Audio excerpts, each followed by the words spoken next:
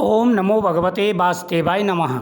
सत्य सनातन धर्म YouTube channel पर आप सभी का स्वागत है। कार्तिक मास में ध्वजारोपण की कथा। सूत जी कहते हैं, ध्वजारोपण झंडी लगाना सब पापों को हरने वाला कहते हैं। ब्राह्मण, क्षत्रिय, वैश्य इनमें से जो कोई भगवान के मंदिर में ध्वजा लगाता है वह ब्रह्मादिक देवताओं से पूजनीय होता है। हे ऋषिवरों, गंगा जी का स्नान, तुलसी पूजन, शिव का पूजन, यह सब ध्वजारोपण के बराबर हैं। नित्य नियम करके विष्णु का पूजन करें। 2 स्तंभ धाता और विधाता का पूजन करें। हल्दी, अक्षत, चंदन से 20 हाथ भूमि लीपकर अग्नि स्थापित करें। घी खीर से 108 आहुति देवे। ध्वजा को भगवान के मंदिर में ले जावे। स्तंभ युक्त ध्वजा विष्णु जी के मंदिर के द्वार में शिखर में बांधे। चंदन, अक्षत, पुष्प, धूप, दीप से विष्णु का पूजन करें। भगवान की स्तुति करें, हे प्रभु, हे चैतन्य रूप विष्णु, आप प्रसन्न होइए। आप सारे जगत में व्यापक हो। माया से मोहित लोगों को आप दूर दिख पड़ते हो। हे भक्त वत्सल जनार्दन, तुम्हें बारंबार नमस्कार है।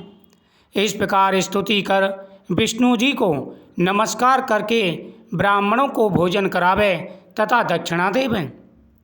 आचार्य को जो ध्वजारोपण करता है और जितनी बार ध्वजा पवन से हिलती है उतने ही पापों का नाश हो जाता है। जो व्यक्ति मंदिर में ध्वजा लगाता है और जिस प्रकार से ध्वजा लहराती है उसी प्रकार से उसके पापों का नाश हो जाता है। जो पुरुष बांधी हुई ध्वजा को देखकर नमस्कार करते हैं उनके भी पापों का नाश हो जाता है। नारद जी कहते हैं कि एक पुरातन इतिहास सुनाते हैं। पूर्व काल में सतयुग में सुमति नाम वाला एक चंद्रवंशीय राजा था। वह भगवान का भक्त, हरि की कथा सुनने वाला, अहंकार रहित सप्तद्वीप का राजा था और सत्यवती नाम की उसकी बड़ी पतिव्रता स्त्री थी। दोनों ने ही अनेक तालाब, कुएं और बावड़ी बनवाई। सत्यवती नित्य ही भगवान के मंदिर में भगवान के सामने नृत्य किया करती थी। राजा भी कार्तिक शुक्ल द्वादशी को भगवान के मंदिर में ध्वजा बांधा करता था। एक समय राजा रानी को देखने के लिए भिंडाटक ऋषि आए। मुनि का आगमन सुन राजा व रानी ने उनका बड़ा सत्कार किया।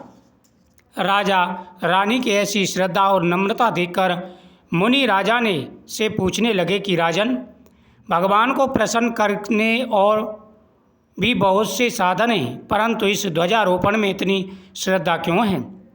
सो आप बताइए। राजा कहने लगा कि हे महात्मन, यह बड़ा आश्चर्ययुक्त इतिहास है, सो सुनिए। मैं पहले मालिनी नामक वाला, कुमार्गी, चुगली करने वाला, धर्म का देशी, देवता और ब्राह्मणों के द्रव्य को हरण करने वाला, गौ और ब्राह्मण का नाश करने वाला, मांसादि खाने वाला, चोर, लंपट तथा महापापी शूद्र था। सदा मदिरापान और वैश्यागमन किया करता था। हमारे ऐसे कर्म देखकर भाई बंधुओं ने हमको त्याग दिया। मैं वन में आकर एक टूटे हुए विष्णु के मंदिर में रहने लगा और वन में मैं जंगली जंतुओं को मारकर अपना निर्वाह करने लगा। इसके पश्चात विंध्याचल पर्वत में रहने वाली कोकिलिनी नामक वाली निषाद की कन्या, जिसने अपने पति को मार दिया था, वह दुष्ट भूख से व्याकुल हुई हमारे पास आई। हम दोनों ने अपना अपना वृतांत एक दूसरे को सुनाया। इसके बाद वह वहीं पर हमारे पास रहने लगी। एक समय संयोगवश जिस दिन कार्तिक शुक्ल द्वादशी का दिन था, हमने एक कपड़े को बांधकर उसकी झंडी सी बनाई और दोनों ही खूब मदिरा पीने से विगल होकर वह झंडी हाथ में लेकर नाचते रहे। सारी रात नशे में नाचते रहने के कारण प्रातः समय हम दोनों की मृत्यु हो गई। तब यमराज के दूतों ने हम दोनों को फांसी बांध लिया और मारते मारते यमपुरी ले गए।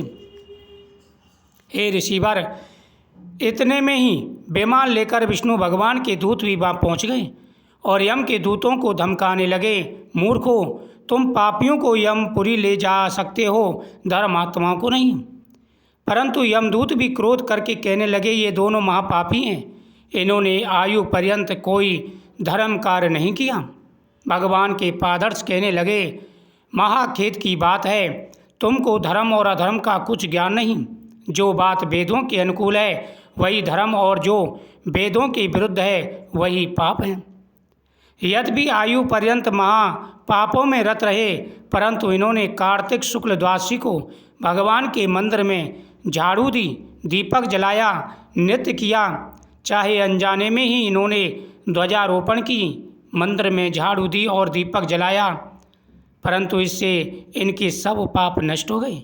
इसलिए यह विष्णु लोक में जाने योग्य हैं, यमपुरी में नहीं।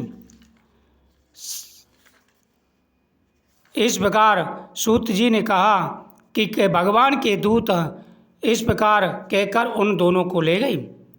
राजा ऋषि से कहने लगा कि हे ऋषिवर, मैंने जीवन में कोई पुण्य नहीं किया था, मैंने हमेशा पाप कर्म किए, लेकिन भूलवश द्वादशी के दिन हम दोनों ने मंदिर में झाड़ू लगाई।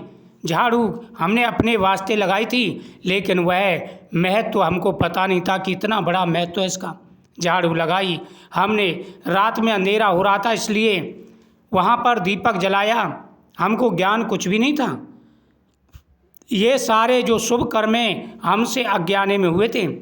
हमने एक कपड़े को एक डंडे में बांध करके उसे मंदिर में घुमाया, रात भर इसी प्रकार के कार्य करते रहे, और उसी अनजाने में किए गए पुण्य कर्म के कारण हमारे सारे पापों का नाश हो गया और हम विष्णु लोक को गए। दूत हम दोनों को विमान में बैठाकर विष्णु लोक को ले गए। उसके बाद यहाँ मृत्यु लोक के श्रेष्ठ कुल में आकर राजा हुए। कोकलनी नाम की निषाद कन्या यह मेरी रानी बनी है। यहाँ भी भगवान की कृपा से अतुल संपत्ति है। जो हमने अनिच्छा से ही ध्वजारोपण की, उसका यह फल मिला है। जो मनुष्य श्रद्धा सहित भगवान के मंदिर में ध्वजारोपण करते हैं, उनका तो कहना ही क्या। प्रत्येक व्यक्ति को मंदिर में ध्वजा जरूर लगानी चाहिए।